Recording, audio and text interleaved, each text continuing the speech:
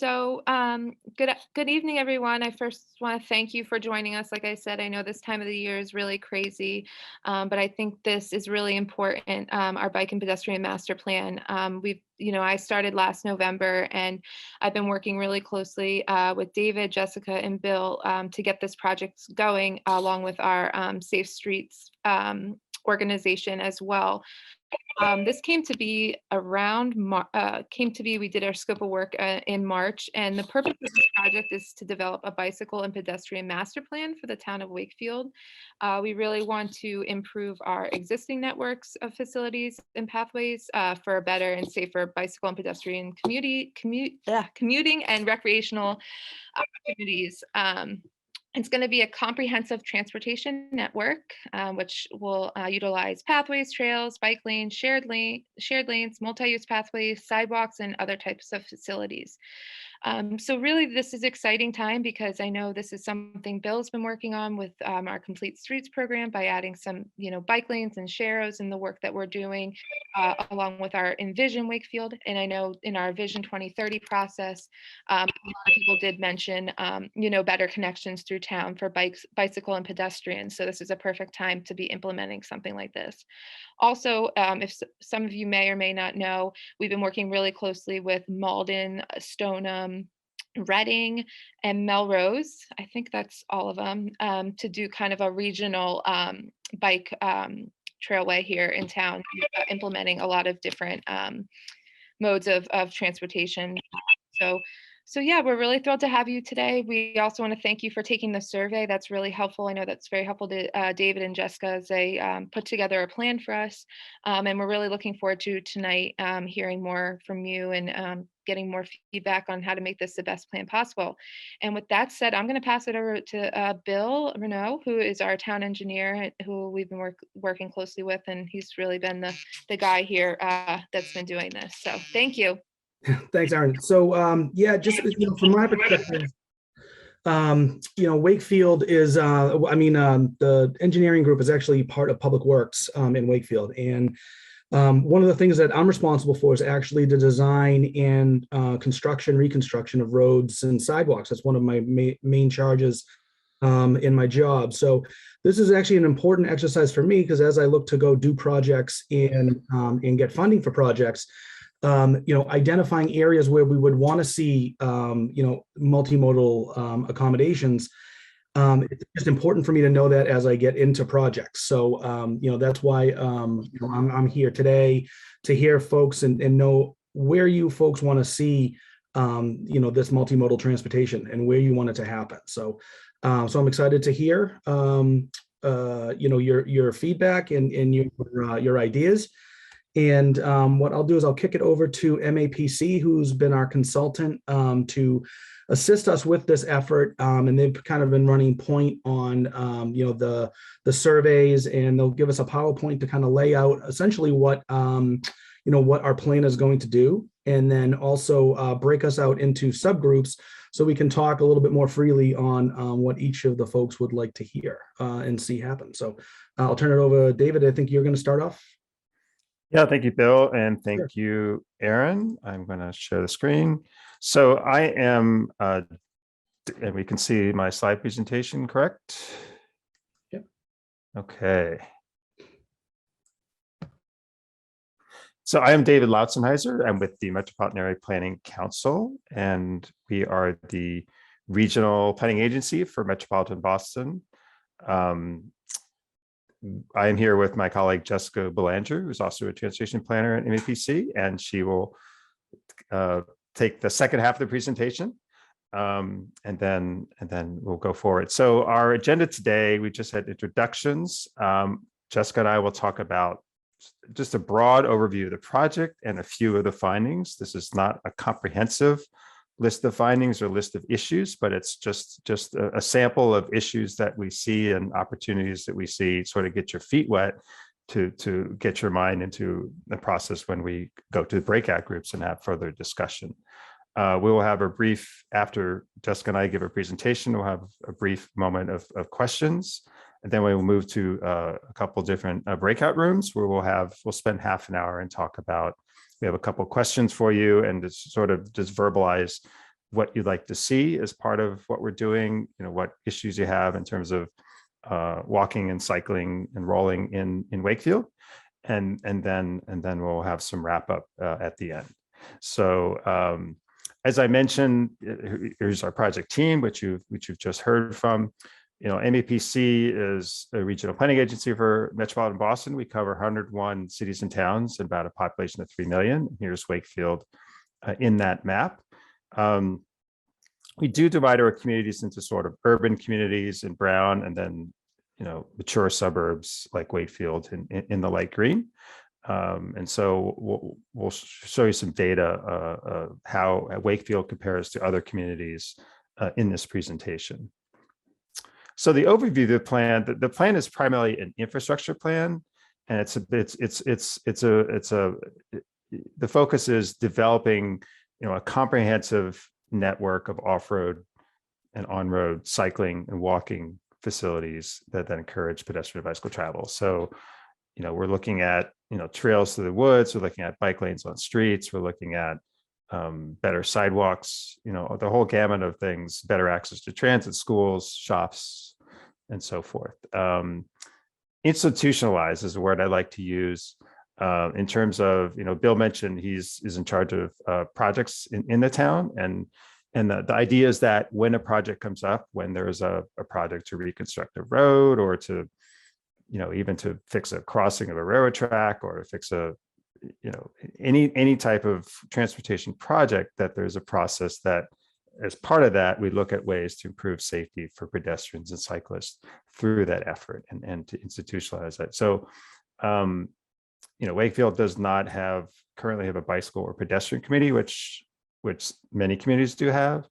But there are advocacy groups like the Safe Streets Working Group that do follow these issues, and so I think there's opportunities there to have eyes and ears on the projects, and to help everyone, and to be engaged, to be able to help make these better projects.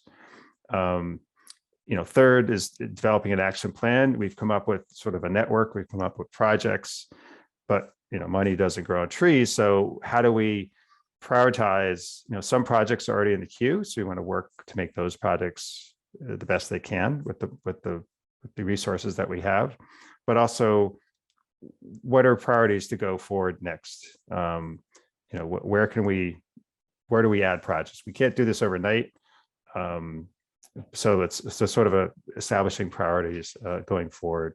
There are also some opportunities to do what we call very simple, quick build projects, like Melrose just did for Main Street, putting in temporary striping and putting on flex posts, bollards, cones, that sort of thing, where we can actually reorganize the street a bit to provide different uses, whether it's bike lanes or different lane configurations, that sort of thing. So that's sort of the overview of the plans. In terms of needs specific for pedestrians, just some examples of key elements for the plan include, obviously a complete sidewalk network. Wakefield's pretty good on that, but there are some issues. Of course, maintained accessible sidewalks and crosswalks. Curb extensions, like the image on this photo, the curb extends out from, or extends closer to allow a shorter crossing distance for pedestrians. Reduce the turning radius where vehicles turn, so that the radius is as narrow as possible, while still allowing vehicular movements to also shorten that crossing distance and make it safer to cross. Concurrent crossings, that's at a signalized intersection, where possible, that the pedestrians are running at the same time as with the green light, so that's not a separate phase or separate phase for walking, because that ends up being a longer wait time. Some intersections do that is a better solution, but for the most part, it's looking at the level of service, the wait times for pedestrians at the intersections. There's many more issues, but just a sample. For cyclists, right now there are no bicycle lanes in Wakefield at the moment, but we're looking to change that to the plan. So identifying streets that have the potential for bike lanes, a conventional bike lane in the left photo, which is basically next to the curb and sometimes next to parking with the travel lane. On the right, it's actually protected from traffic a bit with, in this case, with flex posts and a buffer. So different ways to do that depending on the space that's available. An important need for cyclists to have these networks that connect to existing trail networks, as well as the obvious destinations, schools, park, shopping, and transit, and so forth. This is a map of the sidewalk inventory, and this is using MassDOT data. The sidewalks, the roads that are in green have sidewalks on both sides, at least according to the data. In red are streets with no sidewalks, and then those in yellow have sidewalks on one side. The data is not perfect, but it's pretty good. And I think some of the key notes here, you have New Salem Street, Forest Street, and part of Hemlock Road that I think are probably the most significant streets that do not have sidewalks. And so, prioritizing that, and when we break out, certainly if there are other streets you think that have priority to have sidewalks, do speak up about that.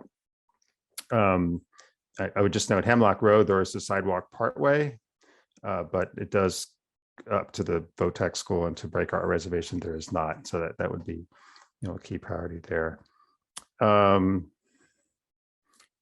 We'll talk about the survey in a little bit.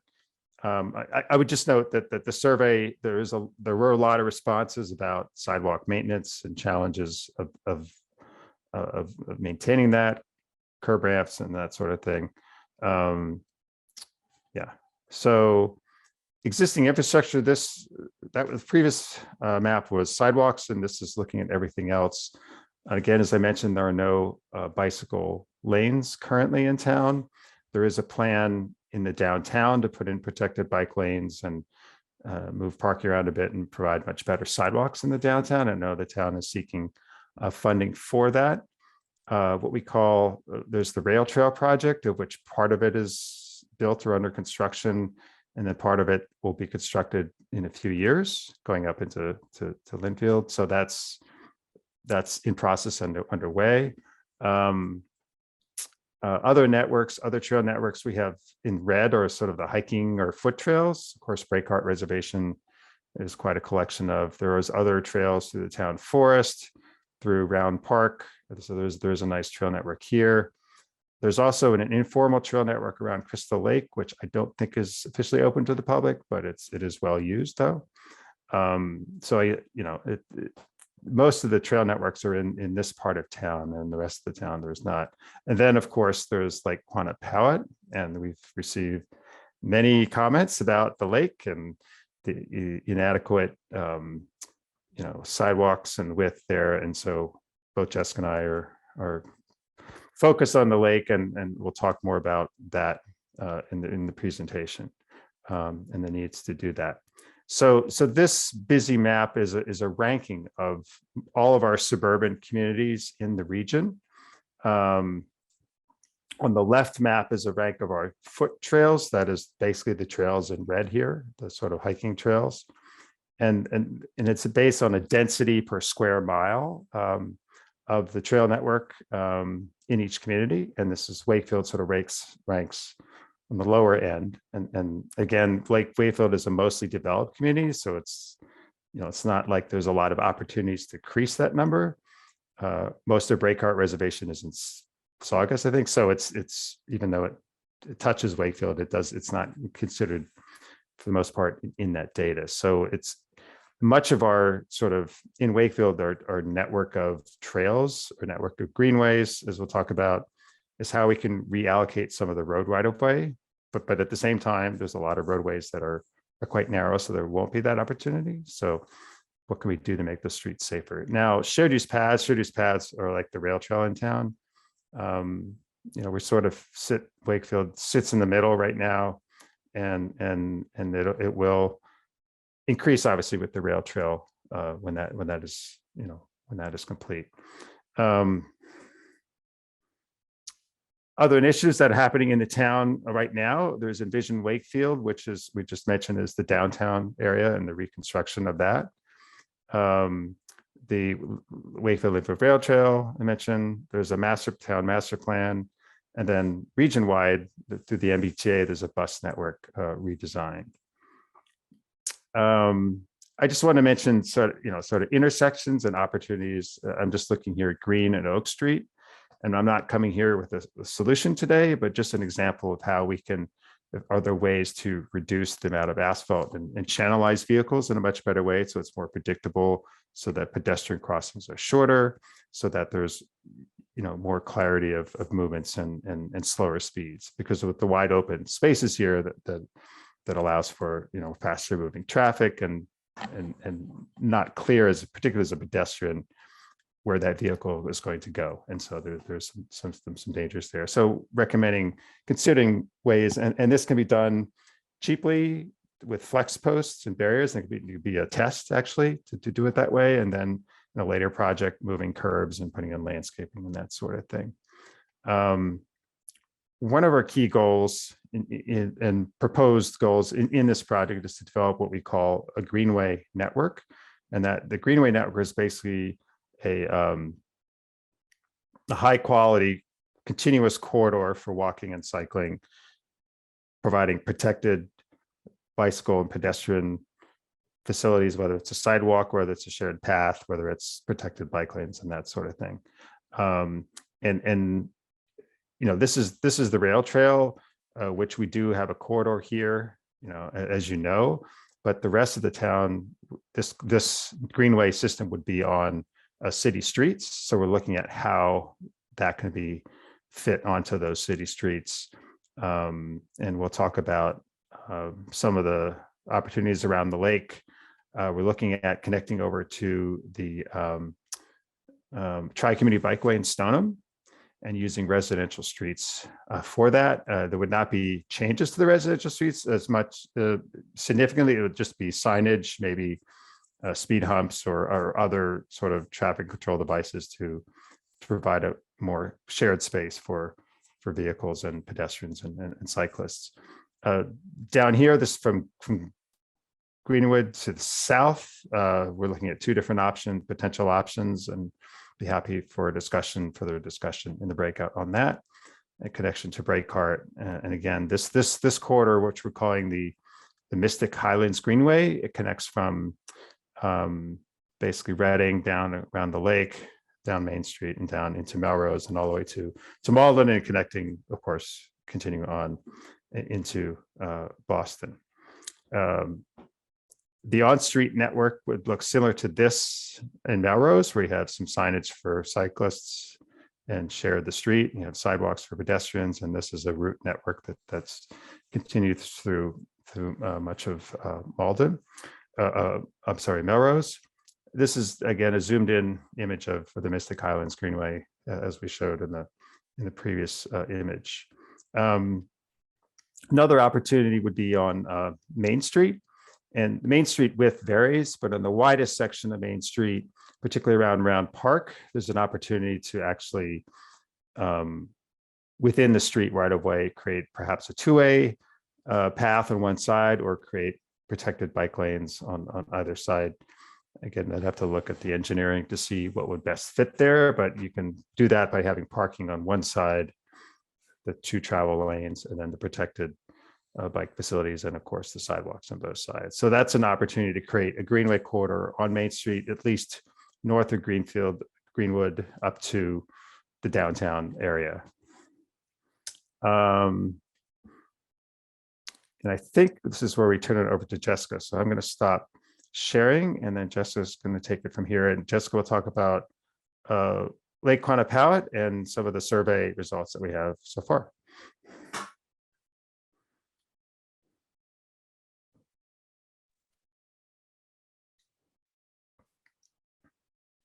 Hi, everyone. My name is Jessica Belanger. I'm a transportation planner with MAPC. I'm really excited to talk to you about Lake Quannapowitt. I spend a lot of time walking near lake because I think it's really beautiful.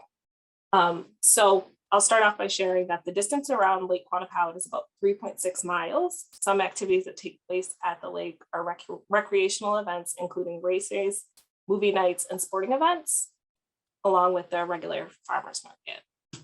The current trail around the lake is inconsistent in terms of the quality and width.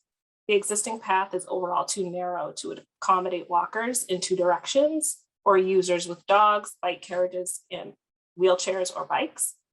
The plan that we're doing today will hopefully identify some options to significantly improve the trail along with each segment of the lake. Some key goals for improvement include more comfortable spaces for users to pass one another, allowing for more uses along the path, increase safety, and create a continuous 12-foot wide path for shared use around the lake. So the first section that I'm going to talk about today is the south side of the lake. This is along Church Street. And we'd like to discuss some options for widening the path to make it 12-foot wide, along with creating greater space between the street to allow pedestrians to pass one another. On the west side of the lake, this is the North Ave side of the lake where there's a lot of vehicle traffic on this side. And the existing configuration on North Ave is wide enough to allow for a wider path for pedestrians or bikes. The sidewalk on the east side could also be widened to allow ample two-way traffic.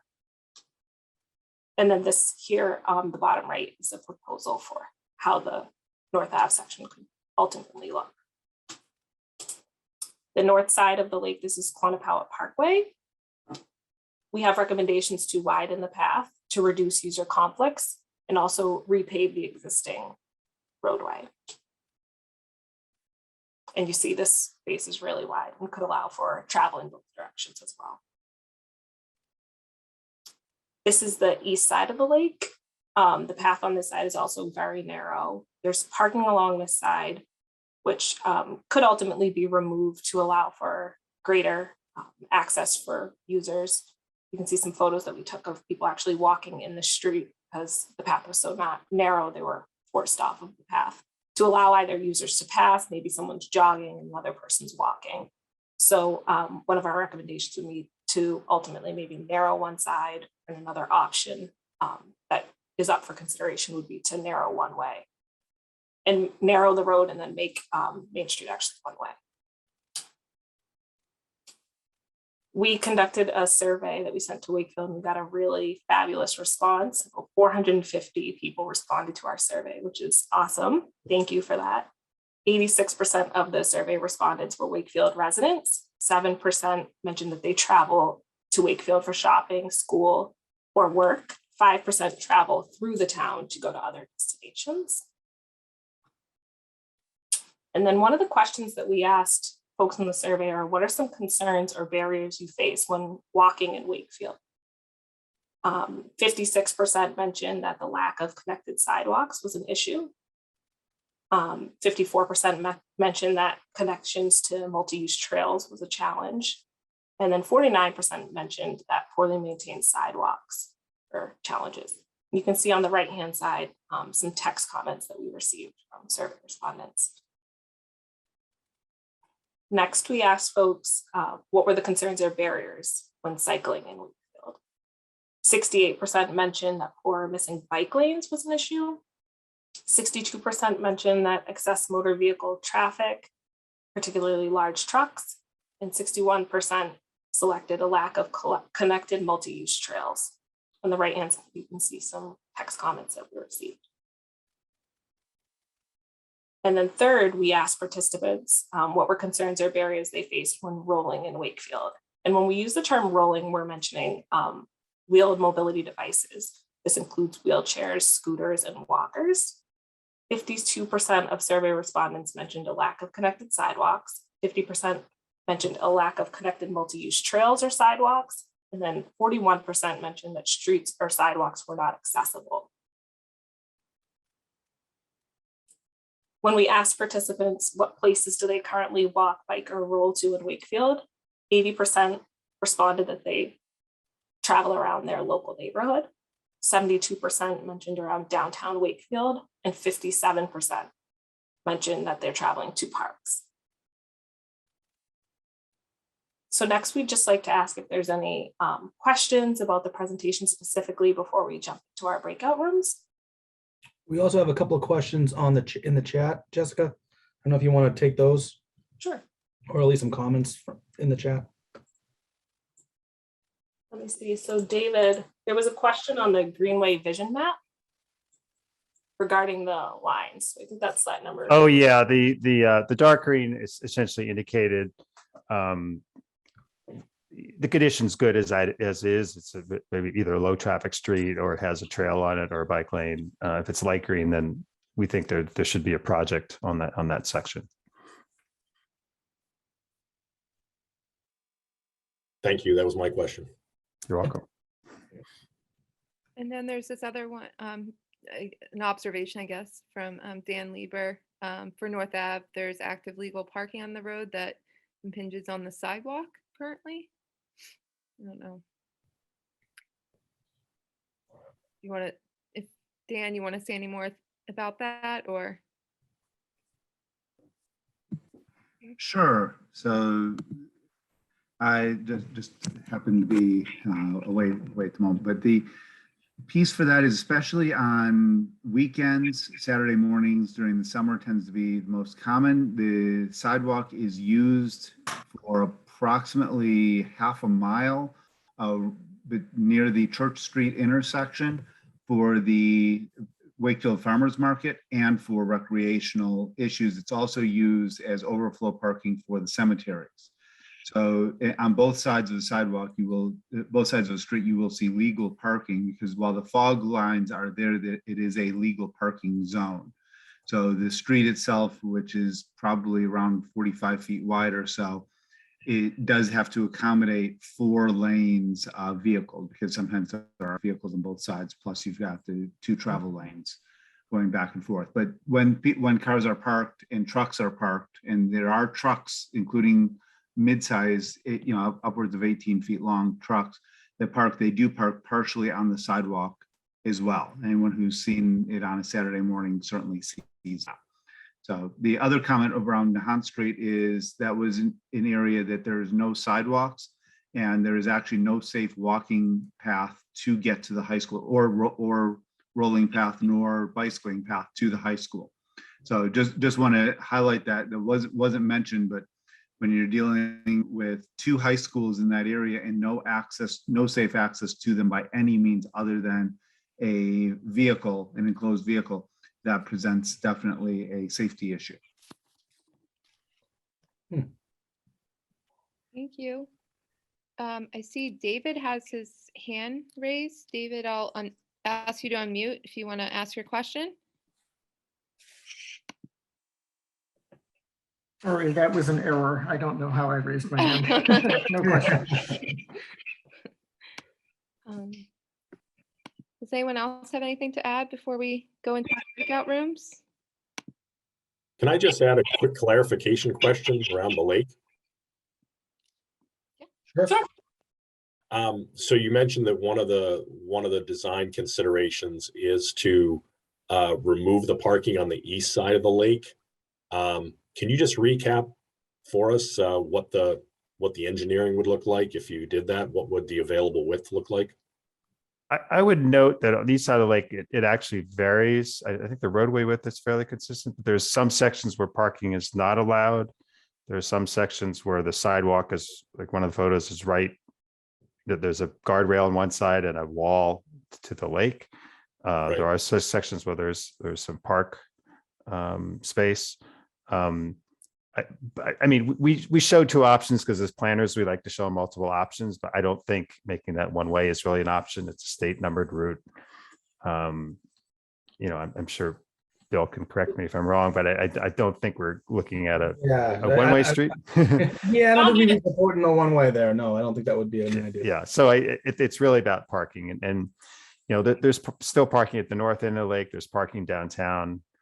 Let people park downtown so they can go for a walk and then go get a cup of coffee or something after, support the businesses. So I think that's the space we have to work with is the roadway, that space where the people are walking right now. So I ride that route all the time, early in the morning, in the evening with my son, and I've looked at that width any number of times.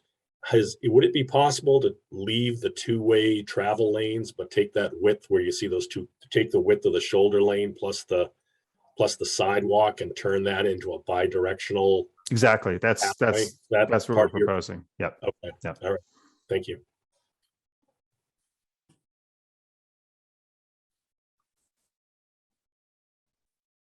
Does anyone else have anything they'd like to add, or before we go out to our breakout rooms?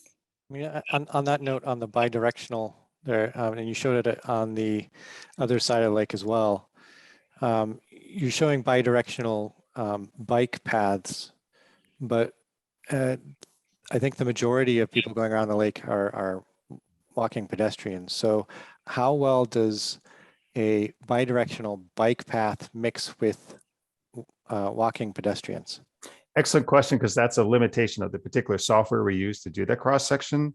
But the intent is that it's, 80% of the people on that path are probably walkers, runners, people on foot. So, our intent is to accommodate those uses first. I mean, there'll be occasional cyclists, but it's probably a circular, around the lake path. And so it's essentially, we're developing widening the sidewalk to, like on North Ave, the proposal is to widen the sidewalk to like 12 feet. We'd like to have a continuous 12-foot wide path around the lake. That's we consider would be the goal. And okay, and so that bi-directional path would be intended to accommodate both directions of both bikers and walkers, runners, correct. rollers. All non-motorized users. Okay, and so the opposite side of the street would not really be for the lake recreationists, but more for people commuting around the town or around those neighborhoods. It would be for anyone that wants to use it. I think, I could see cyclists coming in from Reading and just heading down North Ave side and continuing on, but people walking would go around the whole lake. So and the time of day will vary depending on the type of users. It might be commuters in the morning, and the afternoon it might be people out for exercise, or Yeah, and some the people uses vary. Go ahead. I was just going to mention, in this day and age with COVID, a lot of times people are crossing this path just to social distance properly when the lake's crowded in the evenings. Okay, yeah, I mean, like one of the issues today is like with the bike lane, or if someone's biking on North Avenue and going, they're usually going against traffic on that east side of the lane, on the east lane, and it's extremely dangerous for everybody because they're bicyclists going against traffic, because there really isn't a way to go for them on the correct side of the street. And based on your picture here, bicyclists also shouldn't be riding on a sidewalk, so they would be forced to go on the east side, on this right side of the street. Essentially, again, this image is not the perfect image. We're trying to create a shared use path, two-way path on the east side of North Ave, separated from the roadway by some barrier of some sort, whether it's grass or guardrail or some other protection. So that's a common, becoming more common, particularly in suburban communities, to do something like that. You could do bike lanes and standard bike lanes in both directions, and maybe widen the sidewalk a little bit.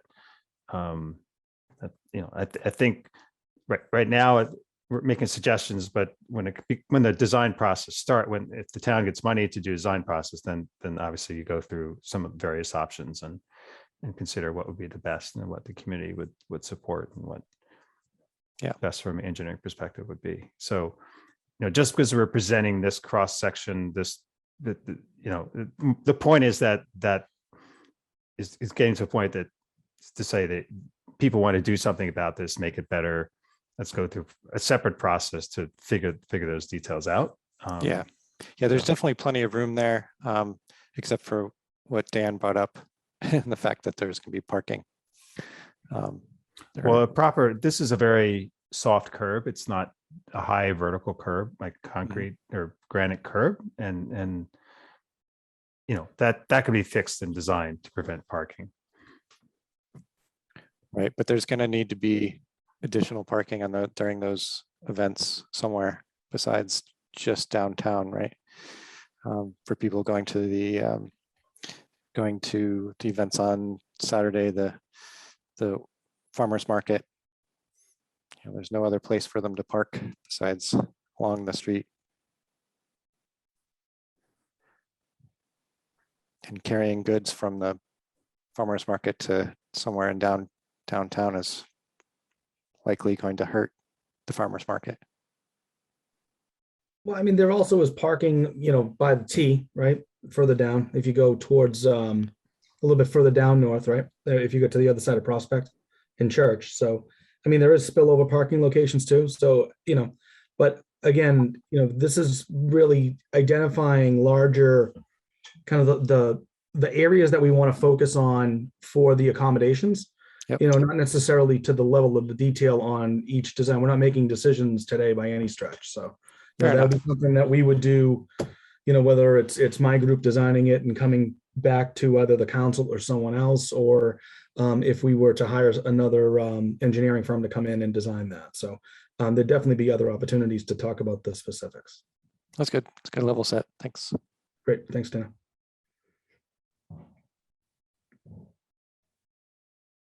Anyone else before I open the rooms for breakouts? And Aaron, I would just recommend maybe 20 minutes instead of 30, because I think we've got a small group and Yeah, maybe, okay, you know, so I'll keep my eye on the clock for around 8 o'clock. We have 4 breakout rooms, so I'm going to be opening up the rooms. If you want to make introductions to get started, and we have a few questions to ask you, just some feedback. So I'm going to go ahead, and then we'll all come back at 8 o'clock and just kind of discuss what each group talked about. So, all right, here we go. Hi.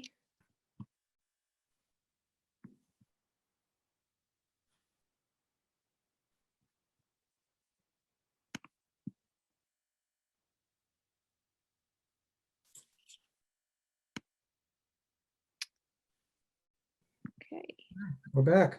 we're all back, I think. Yeah. Well, that was my first time doing a breakout room, so thank you everyone for bearing with me. Jessica and David, you want me to hand it over to you just to kind of fill everyone in on the next, you know, what we're going to do next? sure. Jessica, you want to take it? Sure.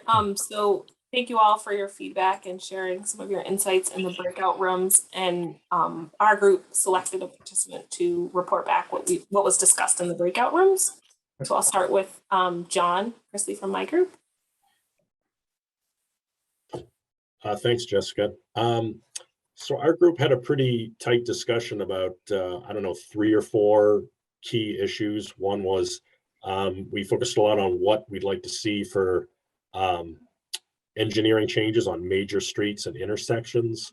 You know, I think I heard from the group that there's a lot of concern about certain areas of the town where sidewalks and major street crossings are pretty dangerous. We had some discussion about street crossings in particular on Water Street, Farm Street, and Main Street. Is, I think the consensus was it was pretty dangerous behavior we've seen even when we're behind the wheel of a car, let alone on a bike. So that was kind of one theme. And I think we had a fair amount of discussion about sort of main travel corridors on North Ave and around the lake.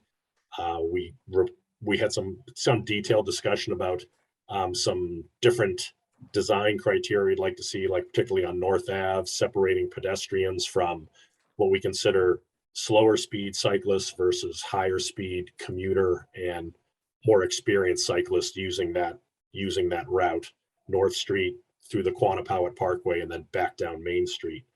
And someone else made the comment about the connection to Reading on North Ave also, that if we're going to connect regionally, that stretch of North Ave going under all the busyness by 128 is a real hazard currently if you're on foot or on a bike.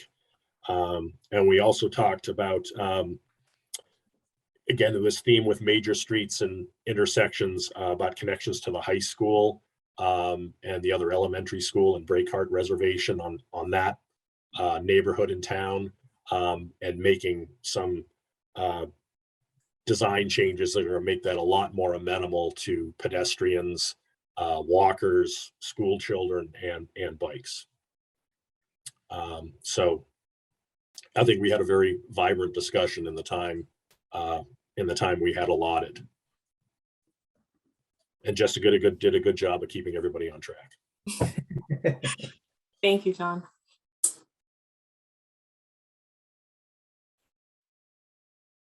Would like to share from the next group? Yes, from my group, Dawn. Yeah, I can share. Hi, everyone. I'm Dawn. I live in the Greenwood area, and we talked a lot. There were several of us that actually lived in the Greenwood neighborhood. And we talked a bit about just how tricky and dangerous it is to cross the streets, how a lot of the pedestrian crossings were not marked well, or the cars just aren't able to see you so you can cross the street safely.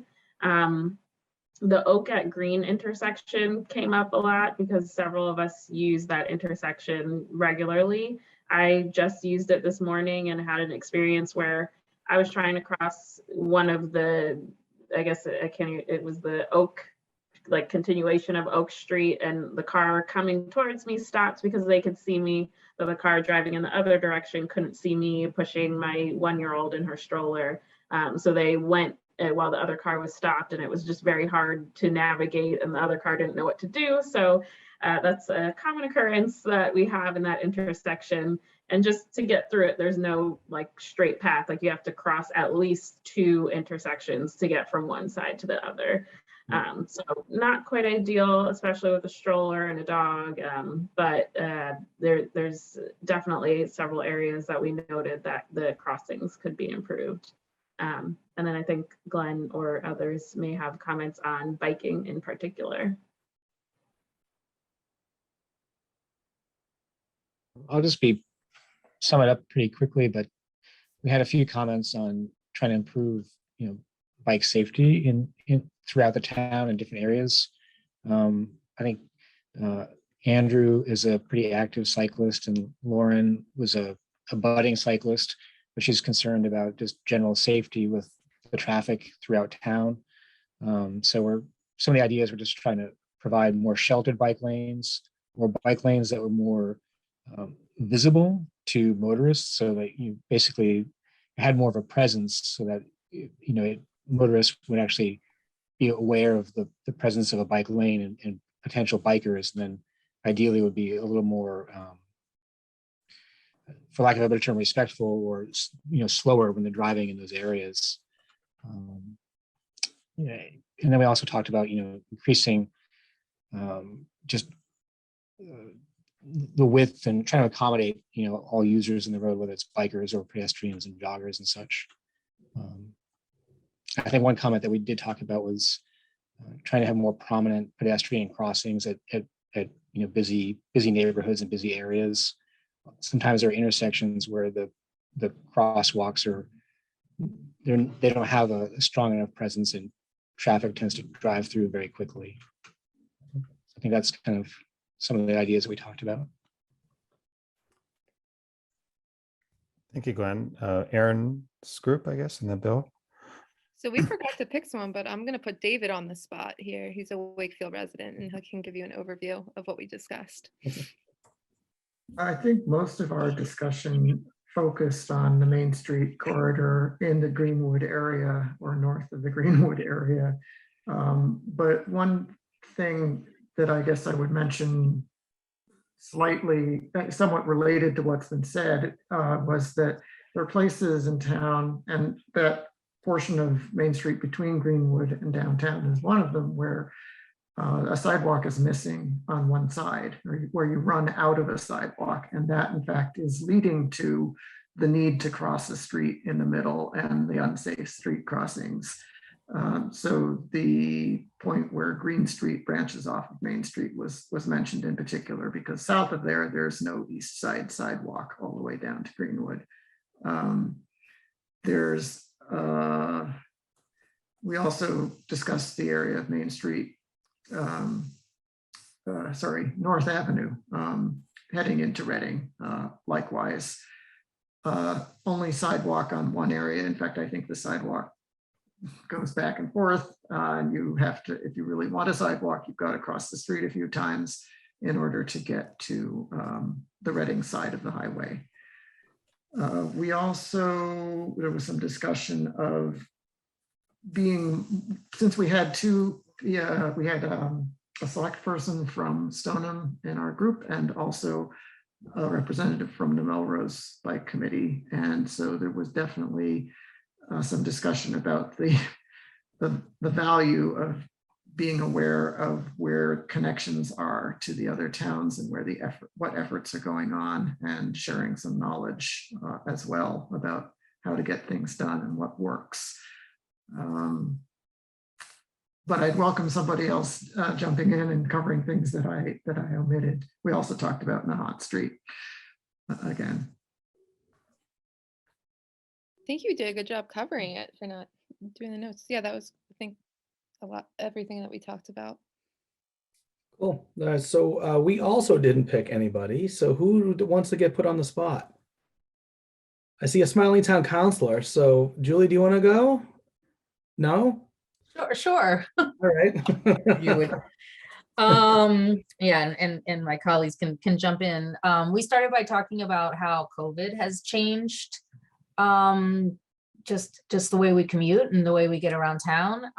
And so that, I thought that was a really good discussion in terms of people working from home and really wanting to go out and take advantage of the outdoors. In addition, you know, there's really not kind of set commuting times. It seems to be all the time there's a lot of traffic, which led to a discussion on aggressive driving and how it seems like drivers are much more aggressive in the post-COVID period, which I definitely agree with. And Marianne pointed out there's a great article in the Globe on that, so look that up. We talked about areas, and with that, I should say that you know, the inability to carpool as much as before, so particularly around schools, is critical. Nahant Street being one, but really a focus being on accessibility and walkability around schools. We talked about the use of more flashing crosswalk areas and how those could be utilized. And oh, I just had something I was going to say. I can't remember. I mean, I think that's it. Everybody, what did I miss? The only other thing that I'd say is one of the discussions that we had was to start talk about fixing the walkability before we start Yes. getting to the bikeability. That was a That's what I theme that we had definitely talked about. Yeah. And focusing on improvements by schools. Yep. And we also had a lot on Nahant Street as well. So that seems to be a common theme with most of the groups, which is obviously a good thing to hear. So.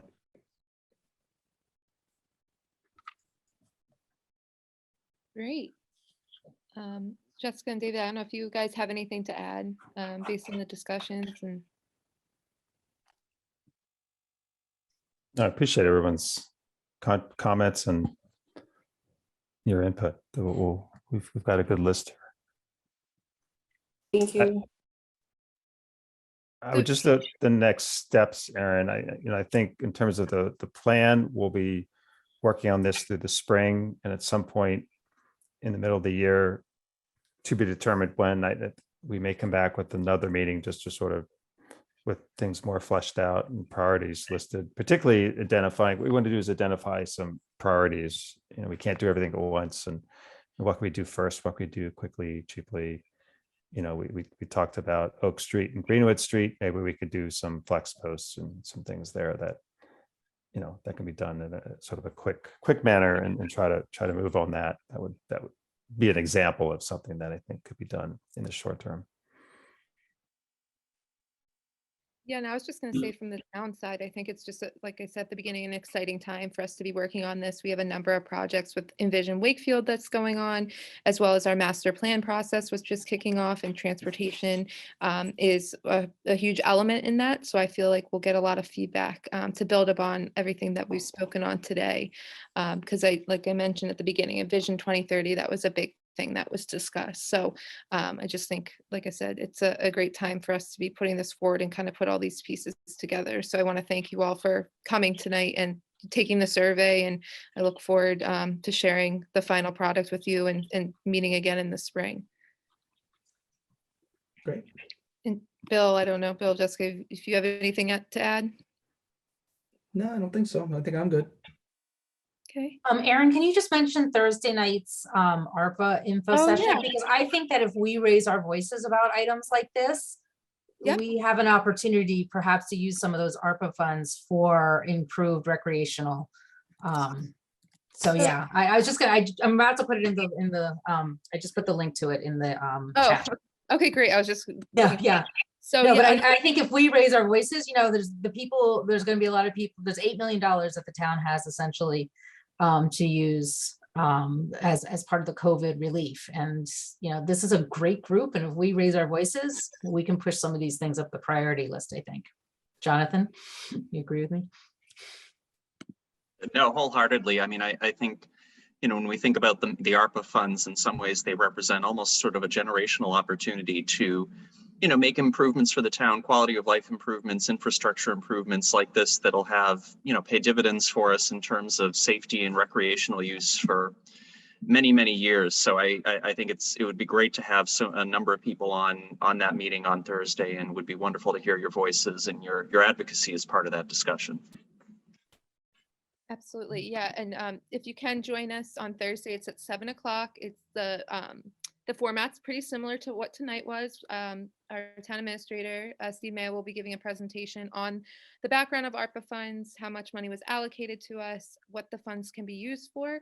But I think really we want this meeting to be people to think bold and outside the box of ways that we can use these funds. And I think a lot of the things that we discussed today, there's a lot of innovative things that can be done. So if you can join us, like Julie said, she put the link in the chat. It's also on our website, on our Facebook page. So please join us. It seems like a lot of these things are really important to the group. So so hopefully we'll see you there. And I know, Dan, you had your hand up. So thank you. And I also asked the question in the chat. It's something that Bill Rennell had briefly mentioned, and that's that there seems to be, at least I have a little bit of confusion as to the different roles between this group and the Traffic Advisory Committee, TAC, as to what because there will obviously be overlap wherever there is traffic, potential changes to traffic vehicles or anything like that. And I'm trying to figure out how we can make sure that the various groups are advocating with each other for shared goals, so that we don't end up having a battle of wits over priorities. Because otherwise we have two town councilors on this call, and they will be put into an untenable position that is avoidable if the groups work together. I'm happy to take a stab at that. So as a member of the TAC, you know, I would say that, you know, we basically provide an advisory role for regulatory changes for, you know, for parking and you know, stop signs, that type of thing. That's kind of been the main role, at least while I've been here in Wakefield. So, you know, I wouldn't say that it's definitely, you know, competing interests per se. I mean, I think what, you know, we have had some comments on, you know, maybe operations at a traffic light or something to that effect. But, you know, ultimately all these things end up being a charge that comes down to Public Works. And if it's a larger improvement, it'll be something that my office is usually involved with or handling. So, so I wouldn't say that it's they're competing. I'd say it's more that it's another avenue for folks to get involved. It may not be specifically bike and ped related. It could be something that's traffic related. But that would still get to the same group and the same people. I mean, again, they're not necessarily competing interests. I mean, they're we have to find a way to make all of the streets multimodal, right? So it's walking, biking, and cars. So I hope I think that answers your question. Somewhat. Thank you.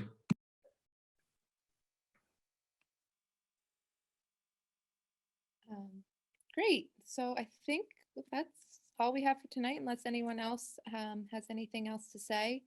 I did have one last question, Aaron. Yes. And I know I've discussed this with Julie a little bit in some of our Safe Streets working group meetings. I'm probably not going to use the right name for this, Julie. The town funding that was secured as a result of our excellent bond rating to repair and upgrade local roads. The bond, yeah, the bonding for road repair. Right. Yeah. So I just wanted to not lose track of that. That seemed like a good mechanism to also bring into the bike and ped plan as far as what David mentioned, which is like next steps and priorities for projects that could already be in some stage of either study or funding acquisition. Yeah, I could take that again. So it's obviously that runs through my office as well. So I have identified a series of areas which MAPC is aware of. Of the areas that we're looking to do some improvements on over the next couple of years. So at this point, we don't think we're working in any street that would be a priority. That was done on purpose so that we would have the ability to do that with those funds down the road. So, John, we definitely look at it, and that's one of the reasons that we're pushing this whole agenda and this process is so that I know what we want to see on these streets as we're reconstructing them. So, I mean, ultimately, it's easy to change a curb when you're reconstructing the street. So, I mean, we can make a lot of these improvements pretty easily as long as we know these are areas where we want to do them. So, right. Yeah, that came up in our breakout group too. There's been like 2 repaving projects we've seen, one just on the Main Street Lakeside and over on Water Street too. There's been some recent repaving, and we asked the question about other design changes that could be made at the same time. Right. So Main Street's an interesting one because that wasn't an actual full paving project. What that was is more of just a quick overlay to hold the road together. We have significant money in all likelihood coming in through developer contributions to do some drainage upgrades to basically clean the lake up and do that as part of a larger initiative. I think at that point too, we'd want to also look at the width of the sidewalks and what we are able to construct there. So it's definitely in the queue and in the thoughts. We just need to essentially come up with an agreement on what cross section we really want to build there. But that type of stuff is going to happen in the next few years. I'm expecting it to be a few years out. We've gone after a couple of grant rounds too, where we've been unsuccessful. We've kind of tweaked the project and the drainage to get closer to what will get approved and bring in some additional drainage money too. So I think once we're through that whole process, next couple of years, we'd be ready to really reconstruct the road. I mean, this is really just a Band-Aid because, I'm sure you all know the condition of the road. So we had to make a minor investment there to basically hold it together for the next few years while we hash this stuff out. So I'm going to miss all that ribbon of tar there on my morning ride. There you go, having it all kick up and hit you as you're driving by in your bike. Yeah, I sounds like a blast. Thanks for filling us in on that. Yeah. All right. Well, thanks everybody for coming. I think this has been very, very constructive and very positive from my perspective. So. And I just was going to ask, we'll be sharing these presentations that Jessica and David did. We can share these on our websites and to the group after? Yeah. Okay, great. Can I just ask a quick question? Will there be other, I'll say meetings, Zoom meetings, or otherwise, with respect to this topic? So yes, David, I don't know if you want to touch on that. we were planning on meeting again sometime in the spring after Okay. they start working on the plan, looking Okay. at surveys and all that. So, Okay, thank you.